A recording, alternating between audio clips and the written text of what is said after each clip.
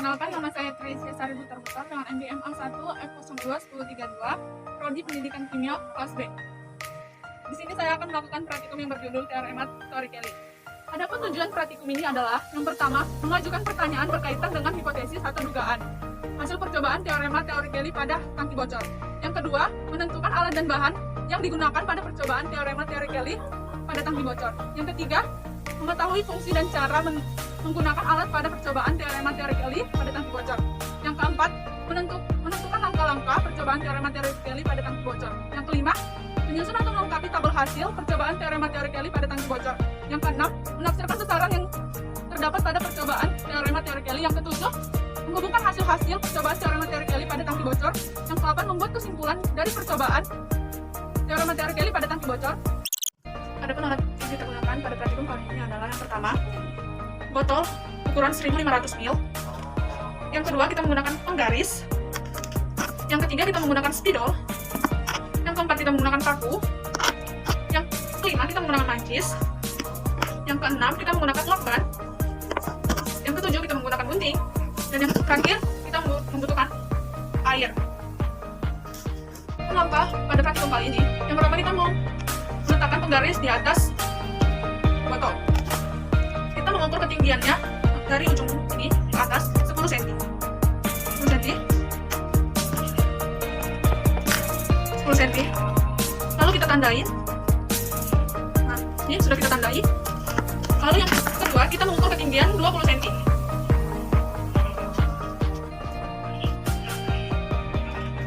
Nah, ini dia 20 cm-nya. Nah, di sini dia 20 cm-nya. Kita tandai menggunakan spidol. Lalu kita melubangi botol yang telah kita tandai tadi. Kita melubanginya dengan menggunakan paku dan mancis. Pertama kita panas dulu pakunya. Setelah kita panasi, kita lubangi yang ketinggian 10 cm yang telah ditandai. Nah, ini lubangnya. Lalu yang kedua, kita tandai lagi yang ketinggian, kita lubangi lagi ketinggian 20 cm. Nah, kita lubangi. Nah, ini dia. Ini lubang pertama. Dan ini lubang kedua. Lalu kita tutup lubang menggunakan lakban. Kita gunting lakbannya.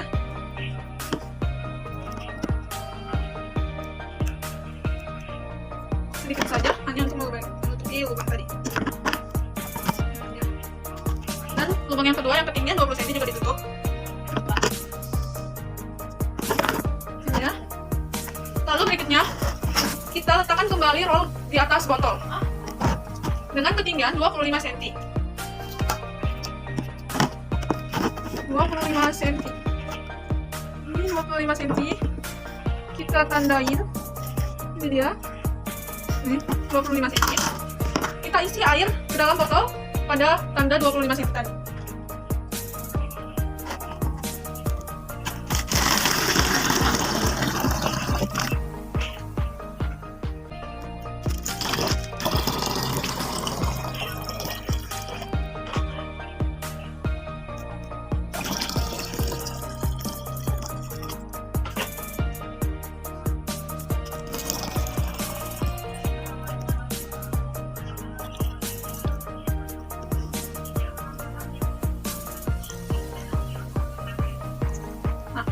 Ini kita sudah sampai pada tanda batas yaitu 25 cm. Lalu, nah langkah selanjutnya kita letakkan penggaris di bawah botol. Letakkan dia mulai dari nolnya seperti ini. Lalu kita buka lubang yang telah ditutupi lakban tadi dengan ketinggian 10 cm. Kita amati hasil yang dicapai. Kita melakukan percobaan ini sebanyak 5 kali untuk melengkapi tabel 7.1. Kita lihat hasil yang dicapai, yaitu sejauh 20 cm. Setelah kita melakukan percobaan dengan ketinggian 10 cm, sekarang kita melakukan percobaan dengan 20 cm dengan air yang ketinggian air 25 cm. Kita buka lakban yang 20 cm, lalu kita amati jarak terjauh yang dicapai air. Jarak terjauh yang dicapai air adalah 15 cm. Kita juga dapat melakukan percobaan ini sebanyak 5 kali untuk melengkapi tabel 7.2.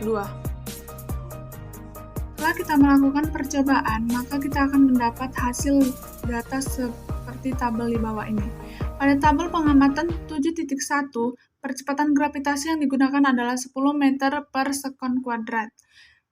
Dan massa jenis air yaitu 1000 kg per meter kubik. Dengan ketinggian lubang yaitu 10 cm, kedalaman air yaitu 15 cm, tekanan hidrostatis yaitu 1500, jarak pancaran sesuai rumus teori Kelly yaitu 24,5. Jarak pancaran terukur yaitu pada percobaan pertama 20,0, pada percobaan kedua 21,5, dan pada percobaan ketiga 20,3, dan pada percobaan keempat yaitu 21,4, dan pada percobaan kelima yaitu 19,7. Dengan ralat mutlak 0,3679. Ralat nisbi yaitu 1,78%. Ketelitian yaitu 98,22%. Dan pada tabel pengamatan 7.2, percepatan gravitasi yaitu 10 meter per sekon kuadrat. Dan massa jenis air yaitu 1000 kg per meter kubik.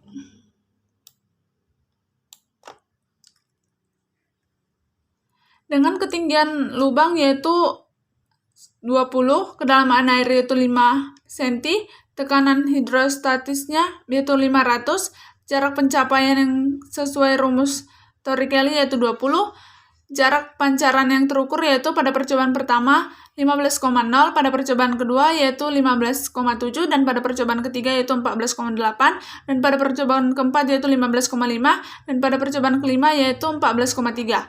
Dengan hasil ralat mutlak yaitu 0,2501, dan ralat nisbi yaitu 1,66%. Ketelitian yaitu 98,34%. Rumus perhitungan kedalaman air kita dapat menggunakan rumus sebagai berikut. Kedalaman air sama dengan ketinggian air dikurang ketinggian lubang. Pada tabel pengamatan 7.1 diketahui H air sama dengan 25 cm, H lubang sama dengan 10 cm, ditanya H2 sama dengan H2 sama dengan H air dikurang H lubang.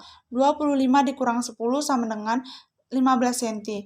Dan pada tabel pengamatan 7.2 diketahui H air sama dengan 25 cm, H lubang sama dengan 20 cm, ditanya H2 sama dengan H air dikurang H lubang. Sama dengan 25 dikurang 20 sama dengan 15 cm. Rumus perhitungan hidrostatis tekanan hidrostatis adalah P sama dengan Rho dikali G dikali H. Keterangan. P sama dengan tekanan oleh zat cair, Rho sama dengan massa jenis zat, G sama dengan percepatan gravitasi, H sama dengan tinggi. Pada tabel pengamatan 7.1 diketahui Rho-nya sama dengan 1000 kg per meter kubik, G-nya sama dengan 10 meter per sekon kuadrat, H2 sama dengan 15 cm, diubah menjadi ke meter menjadi 0,15 meter. Ditanya P sama dengan Rho dikali G dikali H, sama dengan 1000 dikali 10 dikali 0,15 sama dengan 1500 PA. Pada tabel pengamatan 7.2 diketahui Rho sama dengan 1000 kg, G sama dengan 10 meter per sekon kuadrat, H2 sama dengan 5 cm diubah ke meter menjadi 0,05 cm. Ditanya P sama dengan Rho dikali G dikali H, 1000 dikali 10 dikali 0,05 sama dengan 500 PA. Rumus perhitungan jarak pancaran sesuai rumus teorema teori Kelly yaitu X sama dengan 2 akar H1 dikali H2. X sama dengan jarak pancaran H1 ketinggian lubang, H2 kedalaman air. Pada tabel pengamatan 7.1 diketahui H1 sama dengan 10 cm, H2 sama dengan 15 cm. Ditanya X. X sama dengan 2 akar H1 dikali H2. Yang dihasilkan X-nya sama dengan 24,5. Tabel pengamatan 7.2 diketahui H1 sama dengan 20, H2 sama dengan 5 cm. Ditanya X dengan rumus X sama dengan 2 2 akar H1 dikali H2 dengan hasil X-nya sama dengan 20 cm. Ralat pancuran pada tabel 7.1 dihasilkan. Data X yaitu pada percobaan pertama 20,0, pada percobaan kedua yaitu 21,5, pada percobaan ketiga yaitu 20,3, dan pada percobaan keempat yaitu 21,4, pada percobaan kelima yaitu 19,7. Sigma XN sama dengan 102,9. X rata-rata sama dengan sigma XN per N sama dengan 102,9 per 5 sama dengan 20,58. Setelah X rata-rata didapat, maka kita kurangkan X dikurang X rata-rata. Maka hasilnya akan min 0,58, 3,92, min 0,28, 0,82, min 0,88.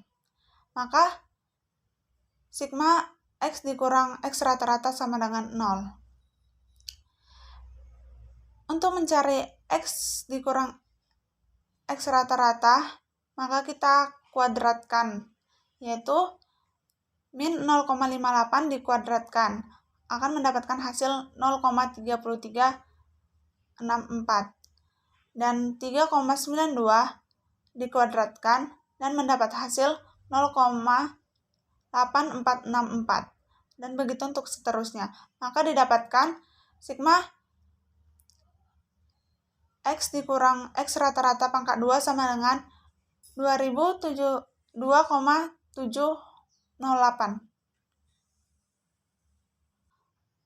Ralat mutlak dengan rumus delta X sama dengan sigma dalam kurung X dikurang X rata-rata pangkat 2 per N dalam kurung N dikurang 1 sama dengan akar 2,780 per 5 dalam kurung 5 kurang 1 sama dengan hasil yang didapat adalah 0,3679.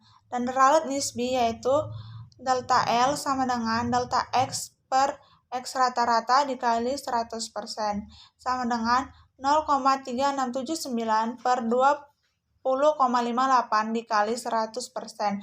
Hasilnya 1,78%.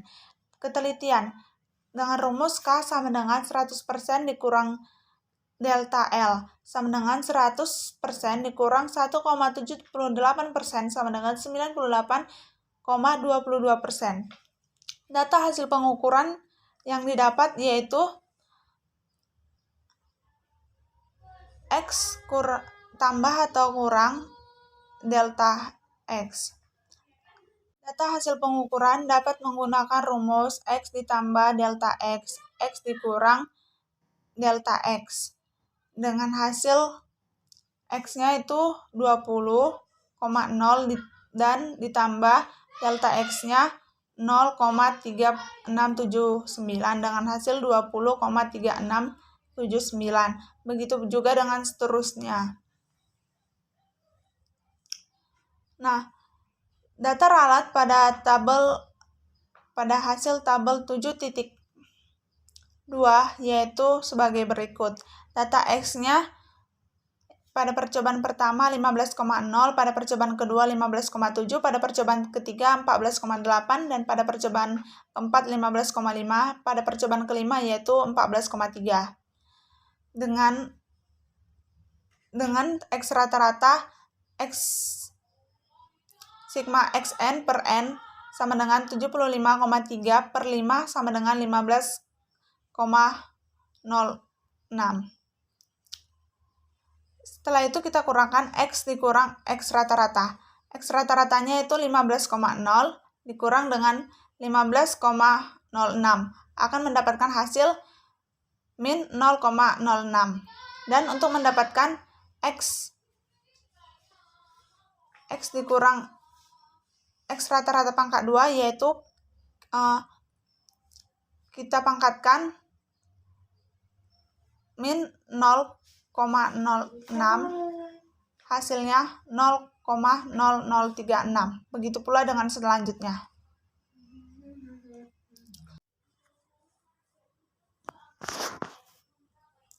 Dengan ralat mutlak yang dihasilkan delta X sama dengan akar sigma dalam kurung X dikurang X rata-rata pangkat 2 per N dikurang N kurang 1 sama dengan akar 0,0626 sama dengan 0,2501.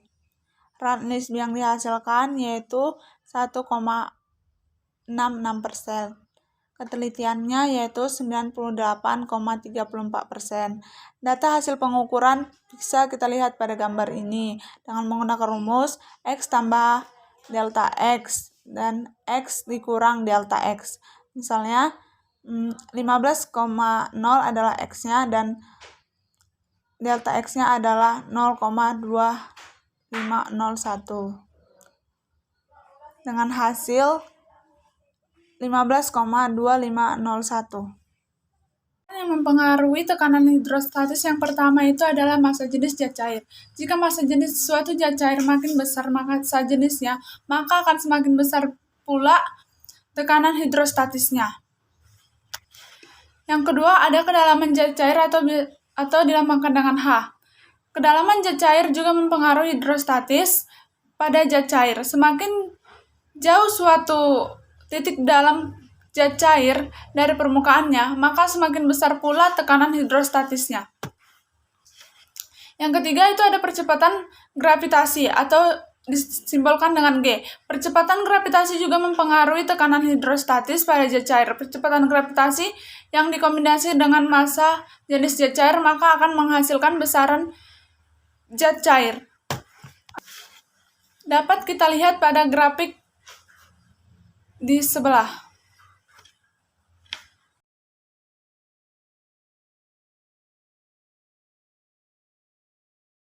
Tekanan hidrostatis adalah tekanan yang dialami benda yang berada di dalam zat cair diam. Faktor-faktor yang mempengaruhi besaran tekanan hidrostatis adalah massa jenis, kedalaman zat cair, dan percepatan gravitasi. Besarnya tekanan hidrostatis sebanding dengan massa jenis zat cair. Kedalaman zat cair, percepatan gravitasi, semakin besar massa jenis zat cair, kedalaman zat cair, percepatan gravitasi, maka semakin besar juga tekanannya. Sebuah tangki dianggap sebagai selang yang memiliki dua ukuran lubang yang berbeda. Pada lubang A yang jauh lebih besar dari lubang B, sehingga turunan permukaan air sangat lambat. Turunan permukaan air titik A disebut kecepatan aliran fluida di titik A atau FA. Karena sangat lambat, maka FA sama dengan 0. Karena titik A dan B sebelum air keluar dan berkontak langsung dengan udara, maka tekanan A dan B sama dengan tekanan atmosfer, sehingga selisih tekanan di A dan B sama dengan 0. Tangki bocor atau dikenal dengan teorema Theory-Lika adalah penurunan hukum Bernoulli. Kesimpulan, di mana jika semakin tinggi kebocoran tangki, maka akan semakin pendek pula pancuran air yang terkeluar dan juga waktu yang dibutuhkan semakin sedikit. Begitu pula dengan sebaliknya. Semakin pendek kebocorannya, maka semakin panjang pancuran air yang terkeluar dan waktu yang dibutuhkan semakin lama. Dan juga dapat disimpulkan bahwa jenis zat cair ke dalam zat cair dan percepatan gravitasi berbanding lurus dengan tekanan hidrostatis. Jika ketinggian diperkecil pada percobaan 7.1, maka jarak pancaran yang dihasilkan akan semakin jauh dan besar. Hal ini dikarenakan adanya tekanan yang lebih besar pada zat cair sehingga zat cair yang keluar dari lubang lebih deras. Tangki air harus diletakkan lebih tinggi dari kamar mandi. Hal itu bertujuan untuk memperderas aliran air yang keluar dan dapat membuat tekanan air yang lebih baik.